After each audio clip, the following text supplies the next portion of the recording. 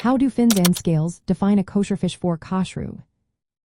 Imagine walking through a market full of fish, trying to pick out which ones are fit for your kosher table.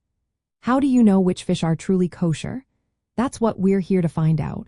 When it comes to kosher food, especially fish, the Torah gives clear signs to identify what's acceptable. The key signs are fins and scales. These signs are not just random. They come straight from the Torah, specifically in the book of Leviticus, chapter 11, verses 9 through 12.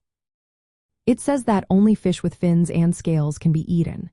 The Talmud, which is a later collection of Jewish laws and discussions, explains that if a fish has scales, it will also have fins. So, in practice, the presence of scales becomes the main way to tell if a fish is kosher. Fins are the appendages that help fish swim, and all kosher fish must have them. Now, the scales in the Torah are not the same as the scientific scales you might think of. The Torah uses the word kaskases, which means scales that are visible to the naked and can be removed easily. These scales should be detachable by hand or with a simple tool without tearing the skin or damaging the fish.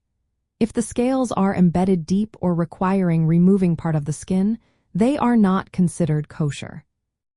Some fish, like herrings and mackerel, shed their scales after they are caught or as they grow older, but they are still kosher if they had proper scales when they were alive in the water.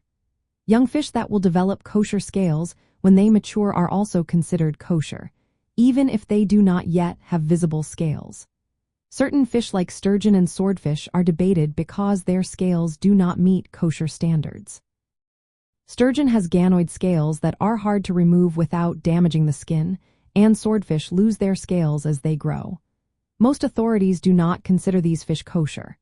There are different types of scales, such as cycloid and ctenoid, which are accepted as kosher. When buying fish, you can check if the scales come off easily from the skin. This simple test helps avoid accidentally choosing a fish that looks similar but isn't kosher. And like kosher meat, fish do not need ritual slaughter or salting to remove blood. As long as the fish has both fins and kosher scales, it is permitted to eat. To sum up, the main way to identify a kosher fish is by its fins and scales. The scales must be visible and removable without damage. This rule is a divine commandment from the Torah, called a chak, which means it must be followed even if we do not fully understand the reason behind it.